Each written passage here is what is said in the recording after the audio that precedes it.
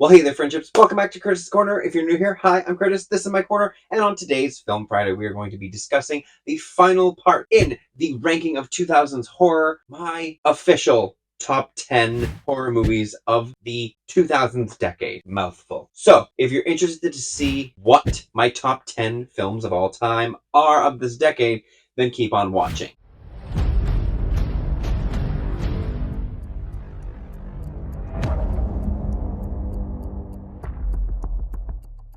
So yes, like I said, this is the final part of this series. If you have missed the other parts, you can go and check out my playlist linked right up there. You can go check that out. I have every decade from the 70s right up until 2009 right now. There is more to come, but this is the final part in the 2000 to 2009 decade. So with all of that being said, let's jump in. Coming in at number 10 is Secret Window. This film I can watch over and over and over again, just strictly based on the performances alone. Johnny Depp is probably at his best performance in this film. I think the twist in the film is absolutely magnificent. John Turturro is a wonderful antagonist in this, and I think that they did an exceptional job in adapting this from Stephen King's novella of Secret Window, Secret Garden to the film. I think they did this perfectly, and this is why it is on my top 10. Coming in at number 9, we have The Strangers. When I tell you edge of your seat horror, that is what you are getting with this. It is terrifying. You are going to be on the edge of your seat, not knowing what's going to happen next, not knowing what's going to happen to the characters, and the more times that you watch it, the more you see in background, and the more uneasy you're feeling as you watch this. The story never gets old. The story never gets less creepy. I am kind of excited for the remake that's going to be happening with the trilogy that they're going to be doing, but at the same time, this is ultimate classic home invasion terror at its finest. Coming in number 8, we have Donnie Darko. I still don't really have any idea what this is about, but Jake Gyllenhaal giving one of the best performances of his life. He is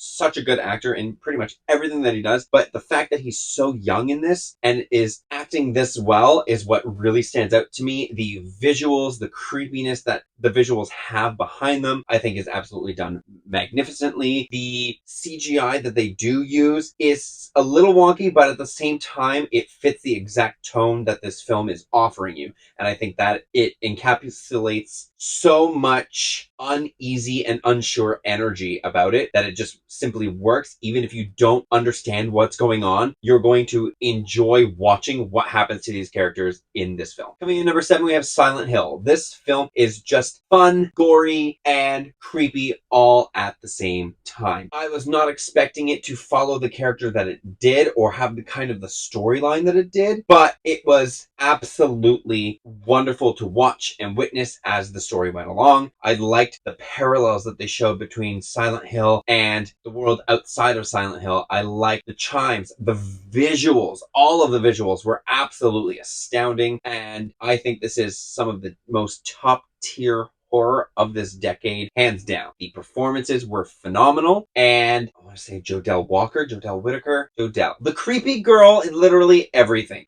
She, perfection. Speaking of creepy girls, coming in number 6 is The Ring. This I will never ever get tired of. This is such a fun film. The chain letter type of approach that this film takes, and some of the best American adaptations of films that are out there. This is the blueprint of how to do a foreign film adaptation correctly. It gives great scares, great visuals, great story, great acting. You cannot ask for a better film adaptation than The Ring, starring Naomi Watts. I think this is phenomenal, and if you've never seen it, you are absolutely missing out. Coming in number 5 is Paranormal Activity, the original one. This is the one that basically kicked off all of the other found footage style films. Yes, Blair Witch and a couple others did it way before, but it never got enough traction to spawn off so many different other found footage films. This is the one that made it happen. This is for the small amount of budget that they had, for the amount of effects and story and just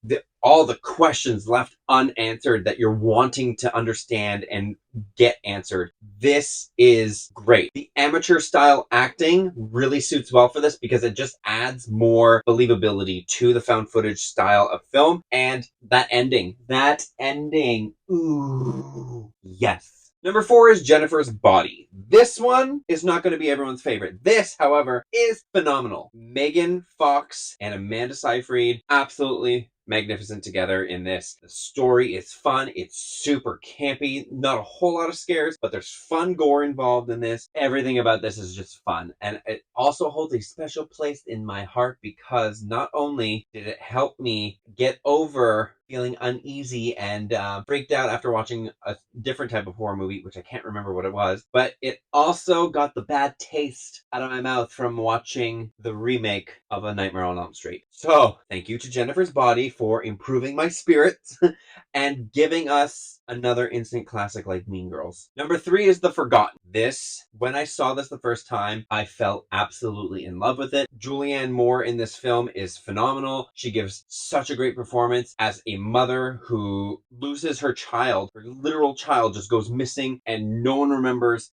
who her kid is, and she's trying to convince her neighbor that he had a daughter but he doesn't remember, and then finds out that he actually did have a daughter, so then he feels like he's going crazy but then also starts believing her, and then they're trying to solve this mystery together. There's a lot that happens. The ending kind of comes out of left field, which is it didn't really seem to fit, so like that twist kind of like faltered a little bit, but I could see what they were trying to go for. 95% of the film makes you fall in love and makes you feel so much, not only anxiety regarding the whole situation of the film, but a lot of sympathy for these characters who are kind of going through this loss and trying to figure out what has happened to them. Number 2 is Final Destination 3. Now, I did have Final Destination 2 on a previous list, and to this day, I am still afraid of log trucks. This one, however, I think the visuals, the story, the way that death kind of plays out in Final Destination 3 is so much more than what it's been in the previous 2 films.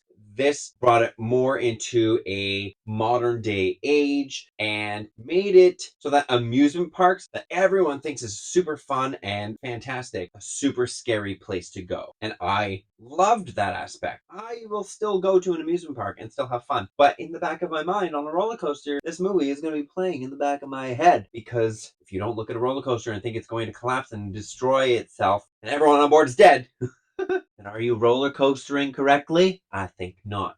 And finally, my number 1 film of this decade is none other than Cloverfield. Yes, found footage meets monster movie. Combine them together with fun, interesting, and great performances. Hands down, you have my ass in that seat. It is a wonderful film, wonderful visuals. The fact that they kept the Cloverfield monster essentially hidden throughout 80% of the film is remarkable. The ending being left very open and unsure as to what happens is very wonderful as well. The believability that these people are going through all of this through the found footage style of filming is absolutely fantastic. This I find is even better than Paranormal Activity. I will say it is on par with The Blair Witch. If you've never seen Cloverfield, please take the time out of your day to watch this. It is a fun, interesting adventure, horror, thriller, monster, fun ride that you're going to be on. You will like it. This is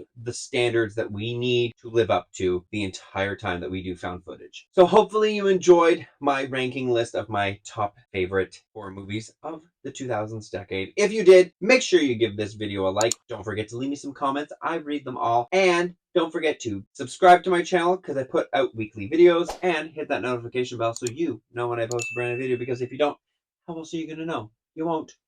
So do it. But I'm going to leave you for now. I will see you on the next video. But until then, goodbye, friendships.